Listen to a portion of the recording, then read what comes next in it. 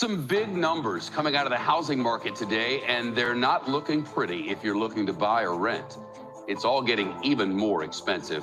Home prices in the U.S. have climbed at a record pace during the pandemic. The median home price reached over $363,000 in June 2021, a 23.4% increase from 2020. Many of these houses are being sold above their asking price, often entirely in cash, with bidding wars becoming the new norm to weed out the competition. At the beginning of the pandemic, the Fed cut interest rates to zero, and that dropped mortgage rates to historical lows. And as soon as people figured out how to buy a home in a safe manner with social distancing, people came right back to the housing market. So you can see in just basically the last 15 months or so, we've seen a dramatic acceleration in home price growth to levels we haven't seen in decades. How hot is it? It's turning cold. Existing home sales falling in March, but at least in part because there just aren't enough homes to buy.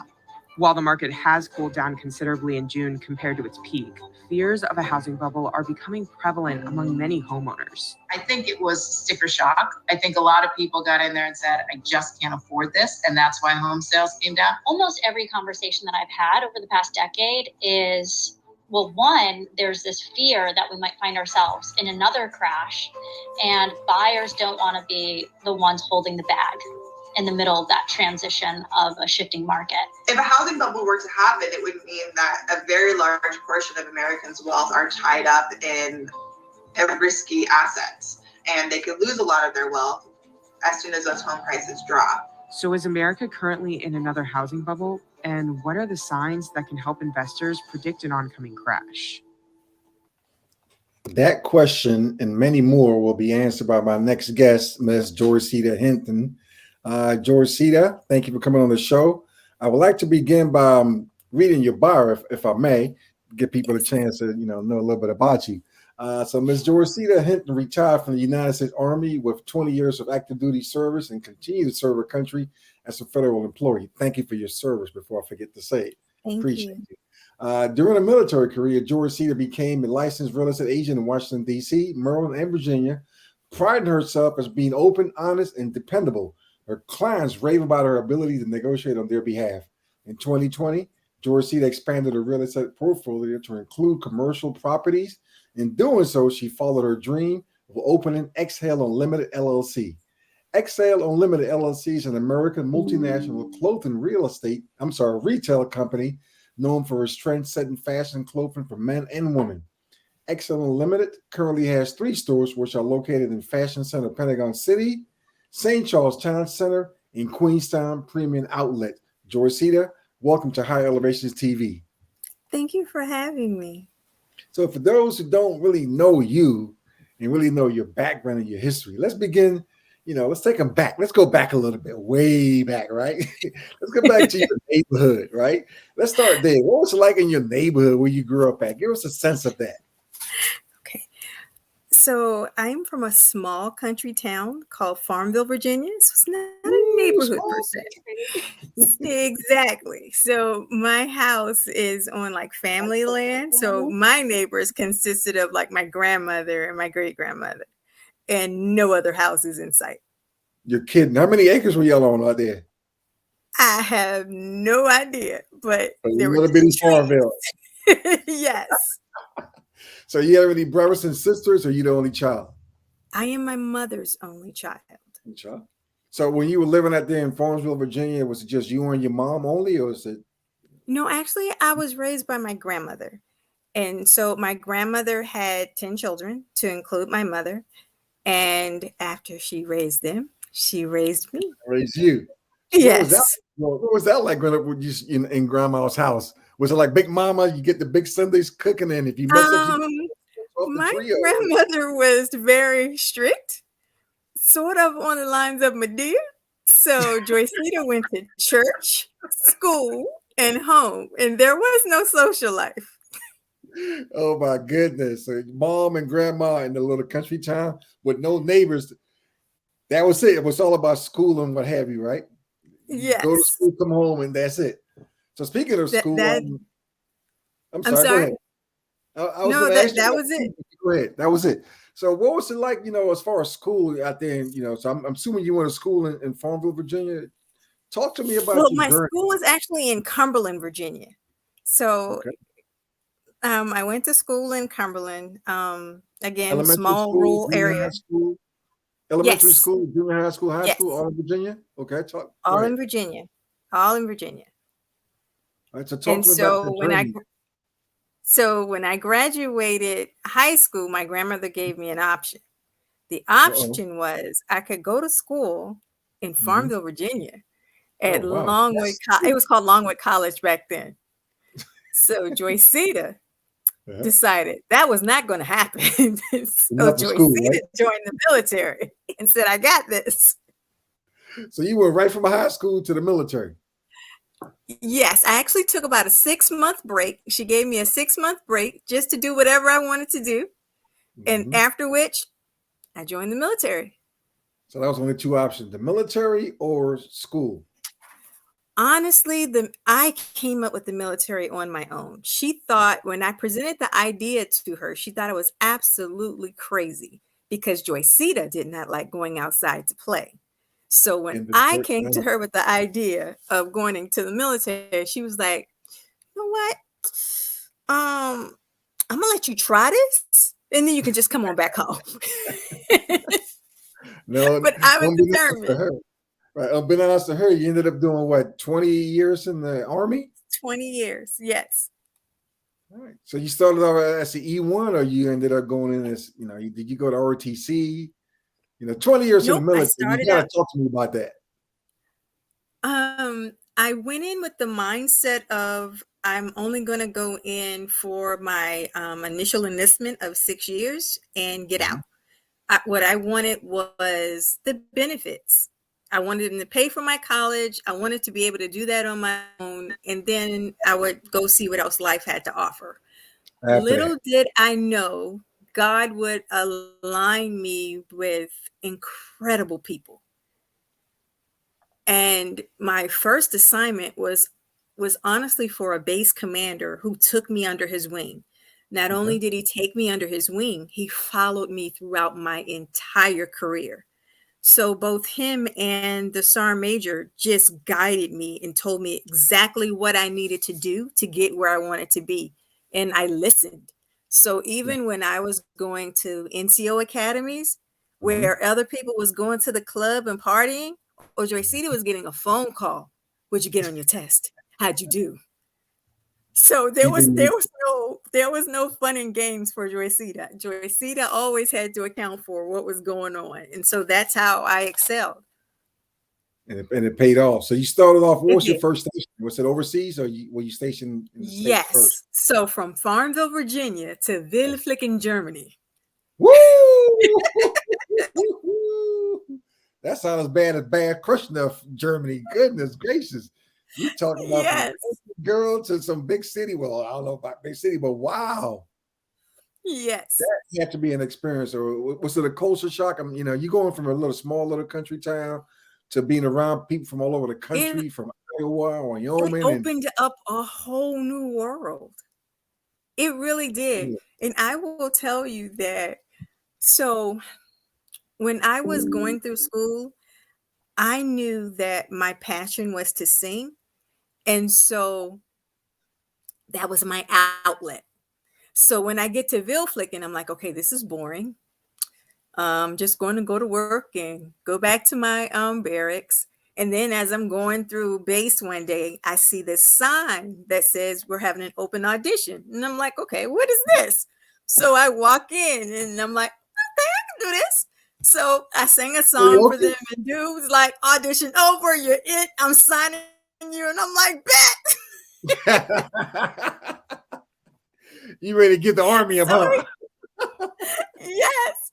So like I'm going to work, and the next thing, and I never told the commander. So I'm sitting at my desk one day, and he opens this Willflicken newspaper, and he sees my face plastered on. He was like, "What is this?" Wow. American Idol in Germany. Right. And I'm like, well, I kind of signed a record deal. And so I honestly, I was presented with a choice: either stay in the military or go for um, the music industry. And I made the decision to stay in the military because for me, music was, I just wanted to know if I could make it. And once I got the contract, that was good. So you But actually got a contract to sing? absolutely, I cut the CD. Well, now it was a cassette tape. Did the whole cassette tape, sent it to all my family back home, did the whole No. 9 yards. But in my mind, the military was, hey, in 20 years, you get a check for life. Right. Then you can Music sing. was, you know what? If I want to bank on the if. Like a bird in the hand beats two in the bushes. Exactly. So you can't get off ahead without giving us a little note, right? You gotta look. Give us a little verse. Give us a little something. Let people know. You're deaf. Military. Clothing line, real estate, and can sing and look good. Come on, you gotta give us a verse. Nah, I won't put You on are the too spot. kind. I will not put you on the spot like that. No worries. All right, so little small town in Virginia. Yes. Grandma, mom, pretty much. Went to school.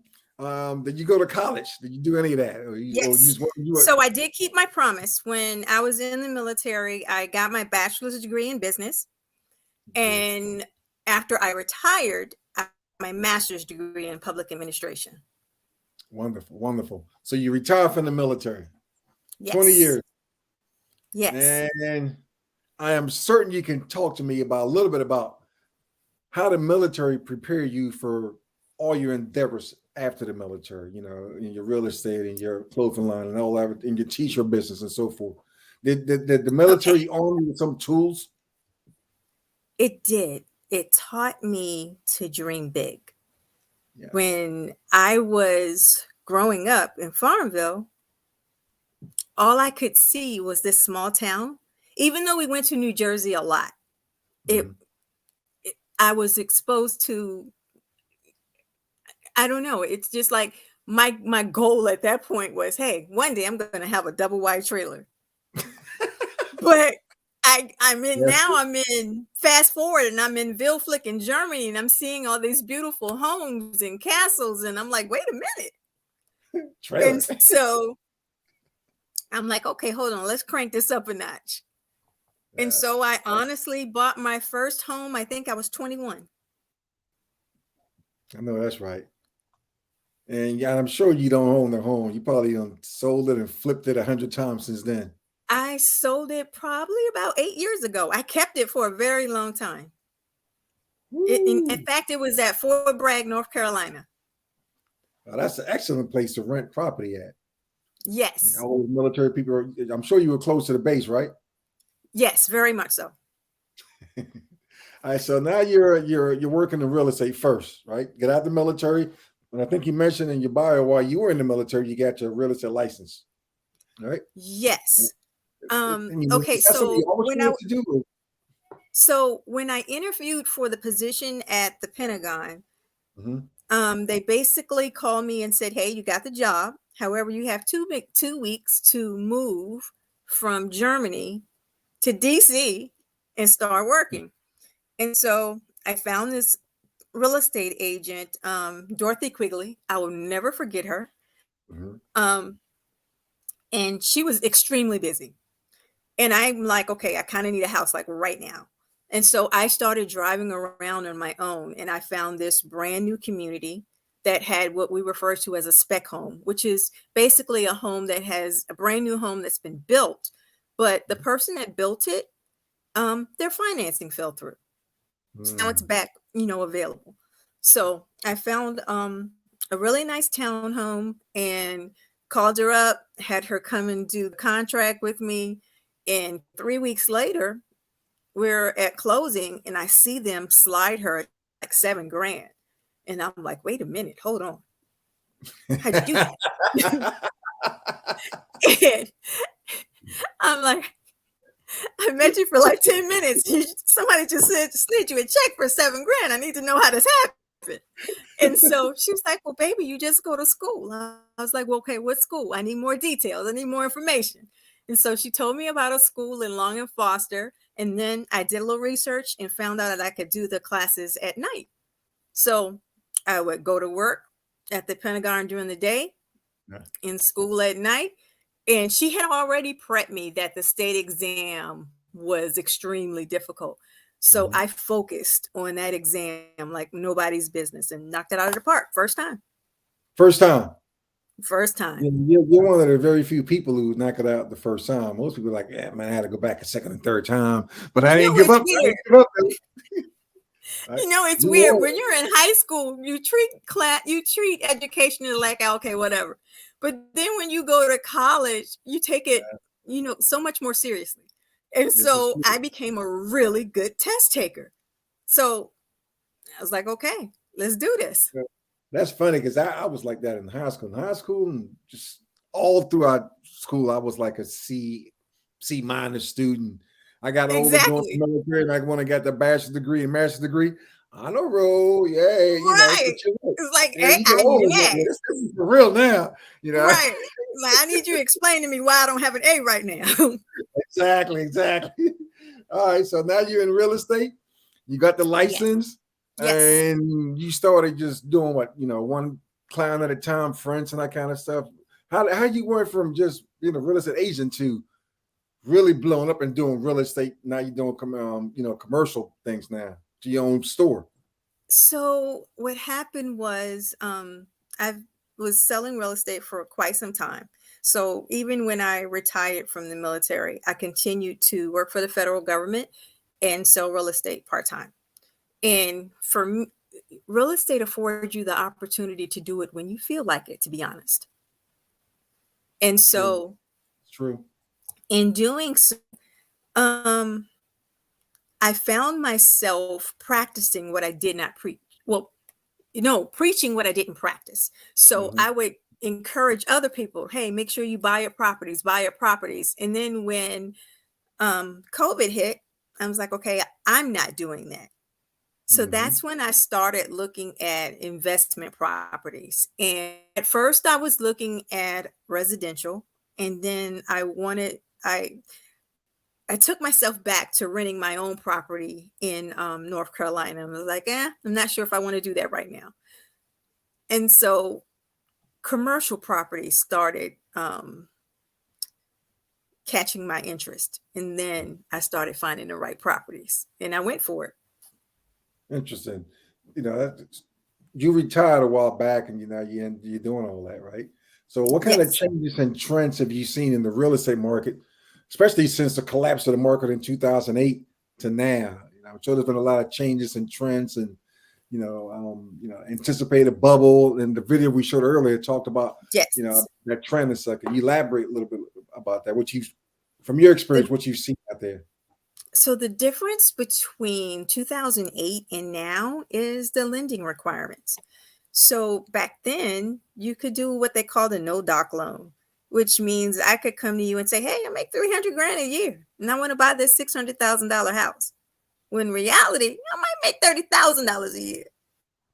So you didn't have to show any documents? Is that what you mean by no doc loans? Exactly. So you didn't have to prove what income you had. Where was that? Exactly. So you had all these people buying these homes and you're like, hold on. And that's what happened. Whereas today, if you want a $600,000 home, you are going to have to qualify for it. Your finances are going to have to support you obtaining that mortgage. Without a doubt. So the only thing that I would caution people to do today, whether they buy a brand new home or an 80-year-old home, is maintain it. Because guess what? 20 years from now, what's in style in your current home will not be in style down the road. So you got to want to sell it. Exactly. So you have to maintain and upgrade it. And if anyone is on my Facebook page, you will see I am always doing something to my house. And when I say always, I have gut the first floor and started over. I have gutted the second floor and started over. And because I know, hey, the buyers don't want the garden tub anymore. They want the Stoker. They want the clawfoot tub. So if I decide to pack up and move to Florida, I want to get what my house is worth. I know that's right. So you know what? there's I talked about the change. Well, you talked about the changes in the trends in real estate and so forth like that, right? And people are like, I don't know, to get into real estate, I got to go take this license and this. But the market is unstable right now. What would you say to somebody trying to get into the market today? What advice would you give them coming into the market today? It's not about looking at it from that lens. It's about, okay, if real estate is something that you really want to do, what you have to recognize is that a house will sell itself. There is nothing I can say if I walk you into a home and you really want a gourmet kitchen and a full basement, but I take you into this rambler with standard appliances, you're not going to want the house, regardless as to what I say. The buyer knows what the buyer wants. It's your job to listen. They're going to specifically tell you what they want. The key is listening. That will save both you and them a lot of time. You never lie. And I thank my real estate agent when I first got my first house. She was so patient with me. I mean, we rode around for like 3 months looking at, and she was driving her car. Right. For gas, right? This is in the 80s, right? I was like, man, now it's like, man, you better meet me here. I ain't picking you up. That's as a matter of fact, here's some pictures. Look at these first, right? Right. So that's changed, right? Now people kind of do the virtual tours and that kind of stuff. Are you incorporating technology into your business in real estate, I should say?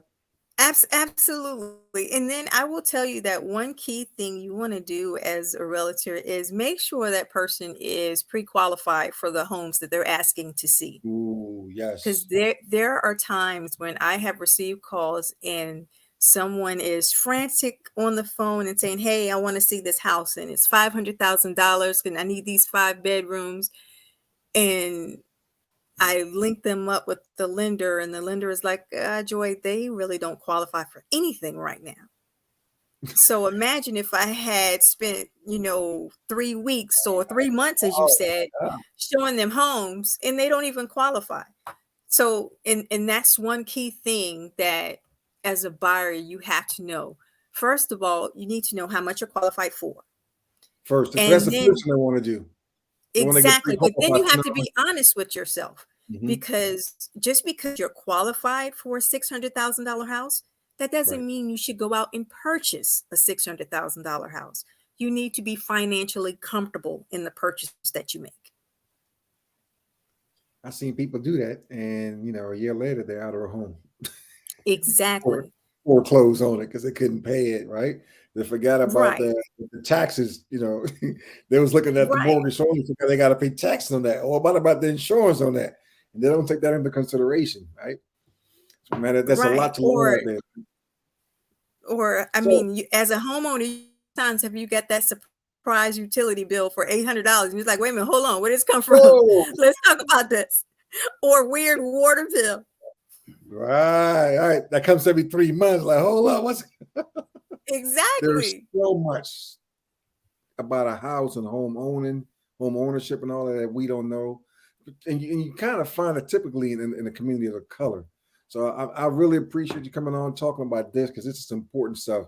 I believe that every person of color in America should have their own property, should have their own business. Absolutely. So this forum education on how to go about doing it. So definitely got to get pre-qualified before they come to you. What else should they do before they come to you in preparation for that?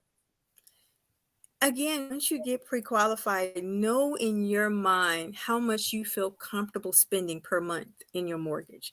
So if your rent is $1,800, don't go out and say, hey, now I'm ready for a $4,500 mortgage. That's a leap. You got to be realistic with yourself. Without a doubt. And it's not about showcasing or flossing or trying to impress somebody else. You have to know, and you have to be honest. Don't be intimidated or nervous to say to them, look, I can only afford $2,800 per month for my mortgage. And let them go from there. And I think people, lose sight of the fact that, you don't have to have this big house the first time. You want to get into a starter house, right? Right. Make sure you can manage your mortgage. Make sure you can pay your electric bill, your water bill, your cable bill, your cell, all these things, where you can manage it. Stay there for a while, build some equity in the house, then think about selling it and moving forward, right? That's the strategy. Would you recommend something like that? I'm more of I go from the approach of, I look at it from a lens of square footage, things Okay. that you cannot change. Mm-hmm. So if I'm looking at a property and it's 2,400 square feet, Okay. I know that I can go in and redesign the footprint of that house like I want it because I have the square footage to do so. Gotcha. But when I cannot change is if I go out and got a 900 square feet house with 5 kids. Right. So you got to focus on things that you can change. I can always change the flooring. I can change the paint. I can change the appliances. I can knock a wall down. But what I can't do is add square footage. Right. So focus on things that you can change, and that will make life a little bit easier. This is true. All right, so let's switch topic now, because you're not just a real estate guru. You also decided to get into commercial space, and you started your own clothing store. I like to read an article by Retail Dive about Amazon, and I'd like to get your feedback and respond on that. I'm going to put the article up on the screen so people can see it as well. Where to go here? Let's see if I can make it bigger. Probably not. Oh, I know what it is. I have you in the big screen, Joyceda. Yes. Okay, well, I'm not going to worry about that now. So I don't have no idea what's going on with this now. Now you want to act up because Joyceda's here, huh? Oh, God. Okay, forget it. I'm going to just read it, right?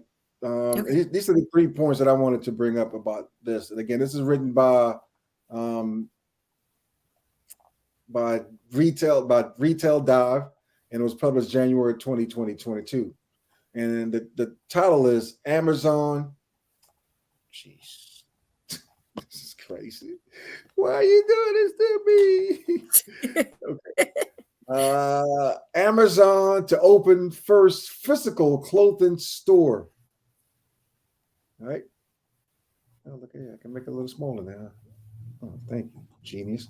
All right, and they're going to open up their first physical store. And this is what I wanted you to address. Amazon on Thursday announced the launch of its first physical clothing store dubbed Amazon Style, according to information sent to Retail Dive. The store will open later in the year at the Americana brand in Los Angeles and will feature women's and men's apparel, shoes, and accessories. Customers can use the Amazon shopping app to scan a product's QR code to access information, including sizes, colors, and ratings. Items can then be sent to fitting rooms or directly to the pickup counter. The company will use its fulfillment centers to frequently update store merchandise, and customers can also shop millions of apparel items on Amazon's website to be delivered directly to the Amazon Style store. Amazon is going away from the virtual to physical stores now. That is a big shift, and it's going to probably run a lot of companies out of businesses. I'm interested in hearing your take on that, and how do you think that? Before I get to that, tell me first, what's the name of your company that you started, your clothing brand, and so forth, and then you can respond to the article about Amazon.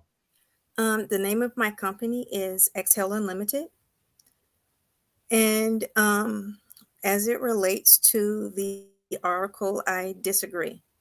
The article is based on creative writing. When you look at the article, it's giving you the perception that Amazon is doing something new, and they're not. It's you can't change the fact that a retail store is brick and mortar, and regardless of how creative the writing is, the store is composed of different designers and their brands. So they're still bringing in brands that every other retailer is bringing in. The only difference between Macy's, H&M, JCPenney, Express, regardless of what the store is, the only difference is the designs that the designs that they choose to buy, or the designers they go with. That's the That they only carry difference. in their stores. That makes sense. I never really stopped to think about it like that, but you're absolutely right.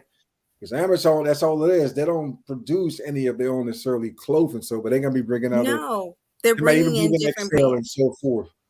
Okay, that's gonna be interesting to see that. But I'm glad to hear your confidence that it's not gonna interfere with your business. And I don't see them doing that either. No, now don't get me wrong. Initially, you're going to have the perception that, or the consumer will have the perception that, oh, it's because it's Amazon. I'm going to go there and it's going to be cheaper, and I'm going to be able to get X, Y, and Z.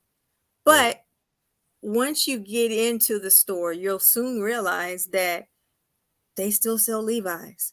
Guess who else sell Levi's? Other stores. Oh, right, exactly. It's just different styles. And what the consumer does not realize is that each retailer sets their own prices. There are very select designers that say, okay, you can't sell this product below this price point. Now, there are some that do that, like Kappa, for instance. Kappa will dictate, hey, you can't sell this shirt below this price point because we don't want to demean the product. However, they will tell you the minimum that you can sell it for, but they won't tell you the maximum. So that's why when you go in certain stores, you may see a Kappa shirt for $50. You may go in Nordstrom's and see it for $70 because that retailer has the luxury of setting their price point. So whether I sell it for 50 or 70, that will give me the flexibility to mark it down to 30 or 40%, and in turn make you think that you're getting a sale. This is true. Or you think it could have an opposite effect in that, you know, for example, if Macy's is selling it for 70, H&M is selling it for 50, and then you come out, you selling it for 30. Do you think the consumer will look at it and say, oh, that's a knockoff, or that's because it's so cheaper? That is exactly the perception that you get as a small business. Because how do we educate consumers to that then, that this is the real no thing? idea how many times I have personally been in the store and someone will walk in and they'll see, like, for instance, you know, the bubble coats that the kids like to wear now. Someone actually walked up to me and said, do you make the bubble coats? Thinking like, no, I'm not in the back making a bubble coat, but thank you.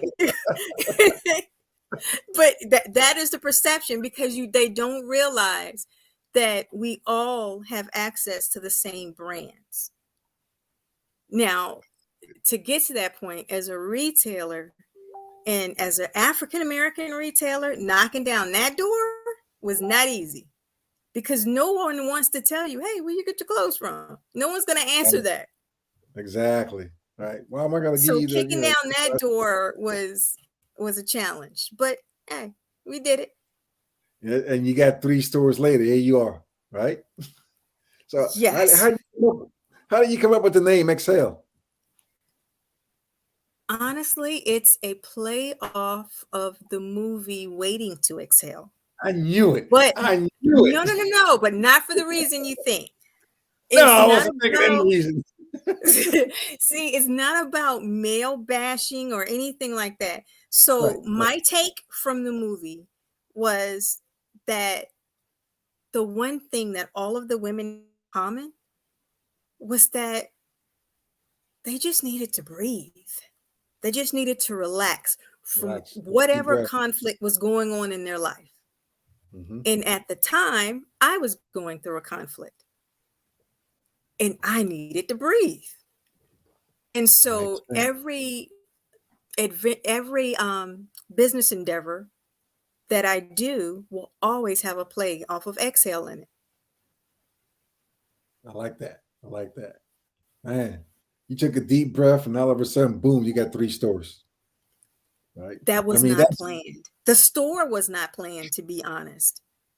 My son was graduating from high school, and I asked him if he wanted to join the military and follow, his parents' footsteps. Wait. You gave the same option Grandma gave you? No. So I was like, okay, do you want to join the military or go to college? He was like, no, I want to go to college. And I said, okay, well, what is the end game? And he said, well, I want to be a fashion designer. So I'm like, okay, show me your sketches. And kids today want to go from 0 to 100. They don't want to do the work in the middle. Real fast. So he was like, okay, I don't have any sketches. So I was like, okay, I'm going to tell you what. I'm going to secure some t-shirts and we're going to vend and sell these t-shirts. So I took time out on the weekends to do vending with him. Now, mind you, when I started vending, I was a hot mess because I didn't know what I was doing. Like, I didn't know you needed your own folding table and that you would have to have the tablecloths with your logo on it. And oh, by the way, let's get a tent. And then you needed a form of credit card payment. Oh, yeah. I think her name, Latasha Briscoe. So I was like, can I borrow your table? And then I was like, okay, now I'm gonna need a tent. And so each week I would learn from these vendors on what I needed to do to get set up. And then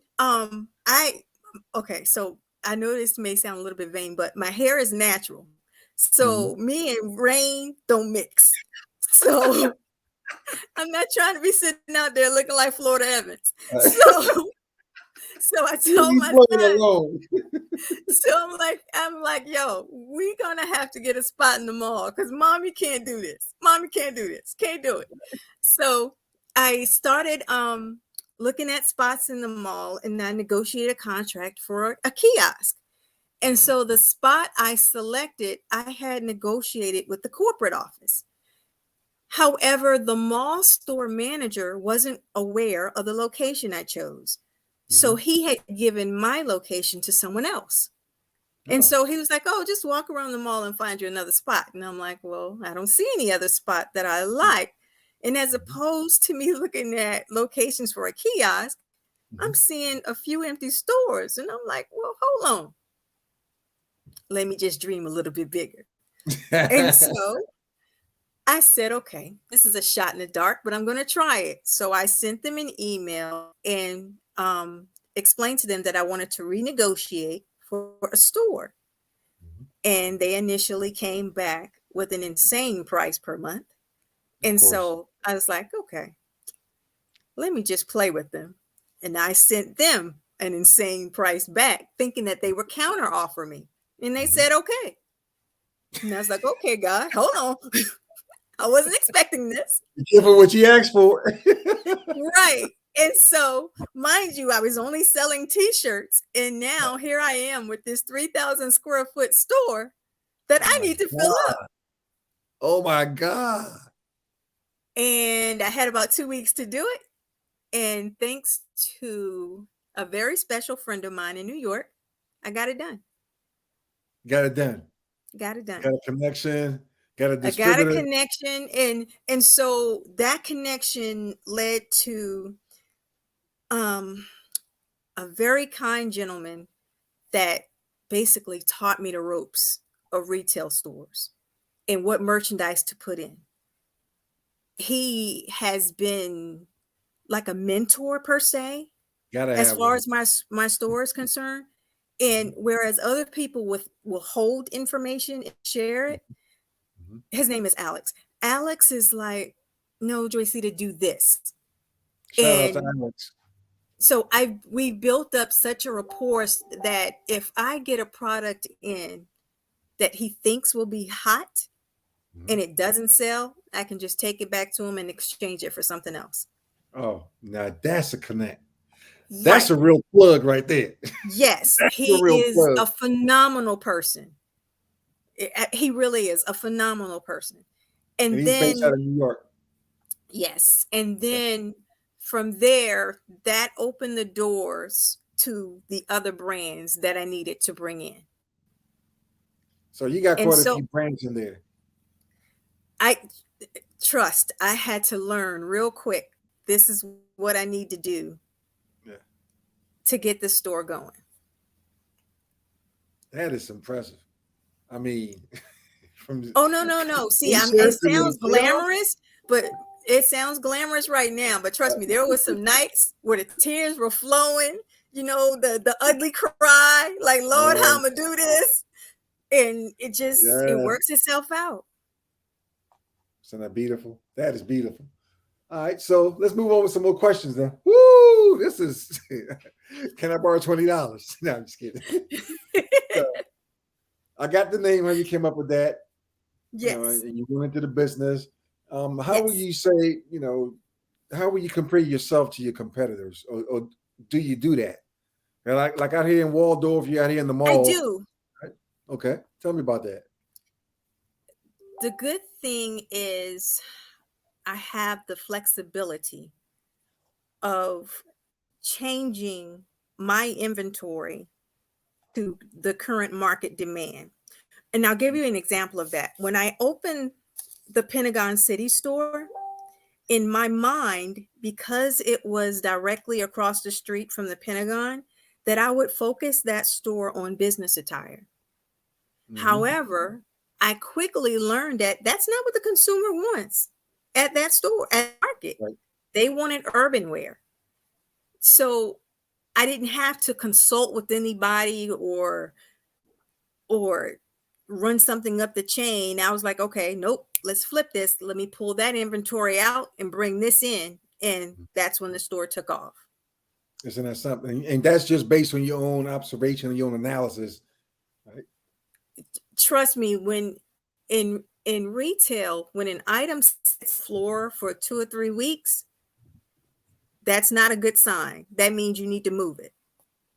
You either rotate it around in the store or rotate it out of there, mark it down, do what you need to do.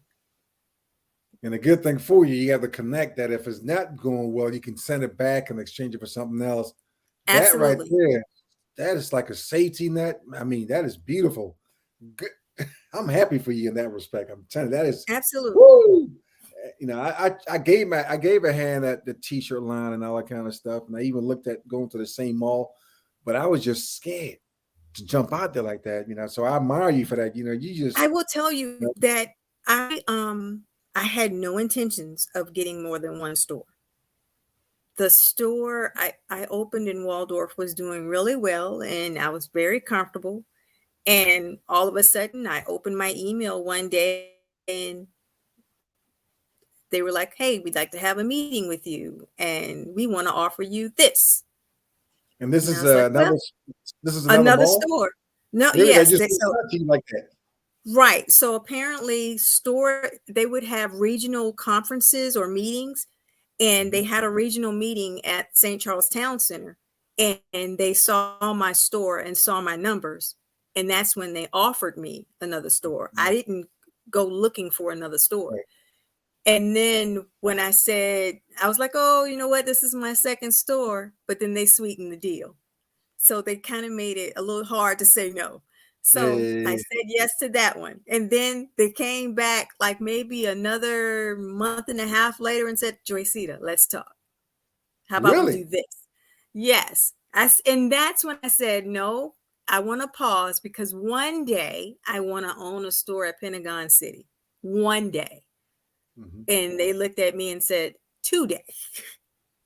You're going to do this today. And I'm like, up the store in Pentagon City for you like that? Yes. Wow. I cannot tell you how many corners I cut to get into that mall that other people had to go through.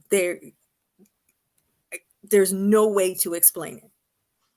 Well, at the end of the day, like you said, they look at your numbers. The numbers don't lie. The tape was just rolling, wasn't it? We gotta see. You want another store?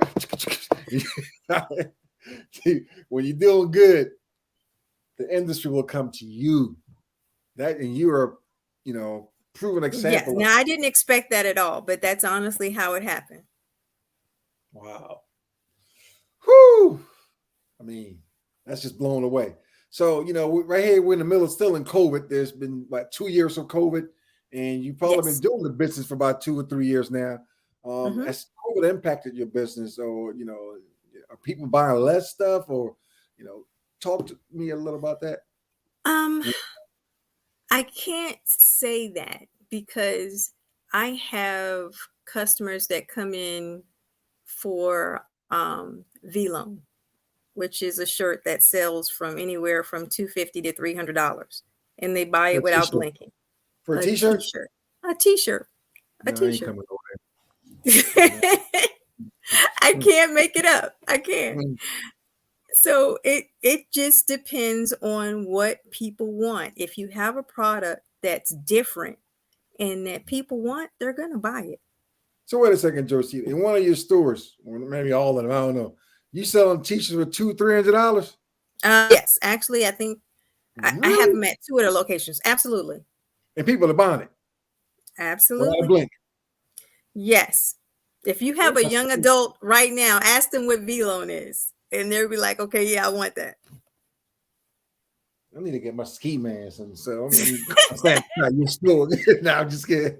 Don't believe me. I'm just joking, folks. I am so happy and excited for you. All right, so we getting close to that. And to be honest, I felt bad for selling it at that price point because other stores are selling it for between like $400 and $600. And I'm like, no, I can't do that. I don't feel comfortable doing that. Because remember, as a retailer, you set your own prices. True. But so how will you as a describe consumer, you don't know that. You're just thinking, oh, wait, why is this price? Not realizing, hey, she's doing me a favor. Yeah. Marked it down big time. So Right. what would you say? How will you describe your business success today? As far as Xhale is concerned, for me, I feel like I'm still in my infant stage. I feel like I'm still learning, I'm still growing, I'm still evolving.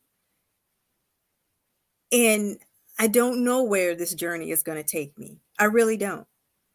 My dream is for it to become a national retail chain.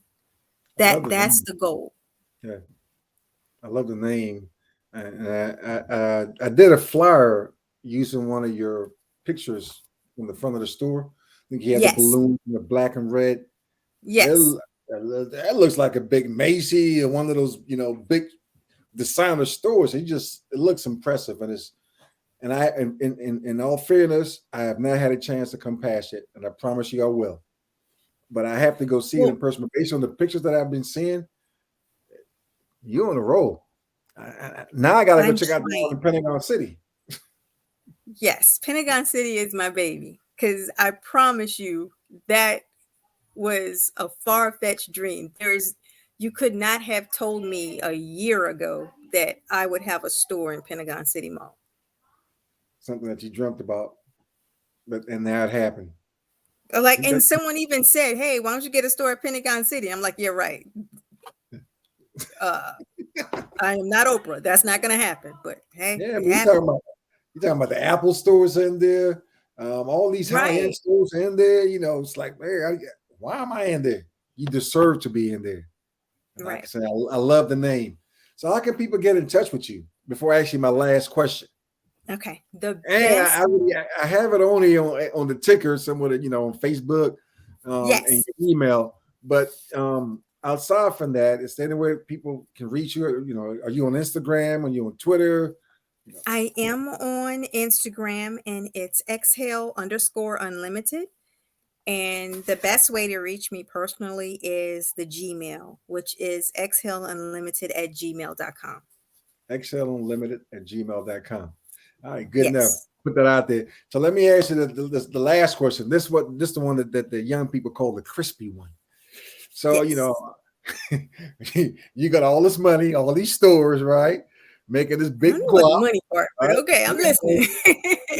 you live out here in Waldorf with me. You got a big house. But anyway, aside from that, right? So you got house, you got cars, you got all this wealth that you have established, military retirement, probably VA and all this kind of stuff, right? That you can leave to the next generation. But if you were not able to leave money, cars, houses, insurance, none of that stuff, but you were able to leave 3 principles for succeeding in life, in work, in your career, or as an entrepreneur, or even as a retail person or in real estate, what 3 principles will you leave to the next generation and why? The first one would be to dream big. Don't limit yourself, because there's so much that this world has to offer that you'd be amazed at what you can accomplish. The second one is be trustworthy and honest. You don't have to step on anybody or overlook them or underplay them to get where you want to be. Being a good, honest person will take you so far in life. No doubt. The third thing is one of the principles that I remind myself of all the time, is that what God has for me is for me. And even if you look at Facebook, for instance, if you look at people's relationship and they're all booed up and you're like, oh, I wish that was me. No, see, you don't know what's going on behind closed doors. Or you see somebody driving a Porsche and you're like, oh, I wish that were me. Well, you don't know that car payment. That's right. Or if it's going to be hooked up to the repo man at night. So it's appreciate the things that you do have and clearly understand that what God has for you is for you. And there is nothing that anybody can say or do to take that from you. Ever. Beautiful. Words of wisdom from Joyceda Hinton, CEO, Real Estate Agent, Xhale Unlimited. Joyceda, thank you so much for taking the time to spend this evening with us. I know we had a little technical difficulties, but we're patient and we got through it. And I am so glad. We did, and thank you. Absolutely. I appreciate you having me, and I wish you so much success with HTV. You got this. You. So for those of you who enjoyed tonight's episode and want to hear more from time to time, please tune in to HGTV. You can find us on Facebook, Instagram, on Twitter. If you want to become a sponsor, you can do so by sending us an email at hgtvchannel@gmail.com. Or what else? I forget. Oh, our sponsors. All right, we have 3 right now: Human Resource Achievement Program Incorporated, JAE Consultant, and Real Estate Improvement Group Network. So again, if you want to become one of our sponsors, send us an email at hgtvchannel@gmail.com. Joyceda, the last words for you. Thank you for having me, and I hope to see you all at Xhale Unlimited. Absolutely. Until the next episode, seek higher elevations. Good night, everybody. Thanks, Joyceda. You're welcome. Good night. Good night.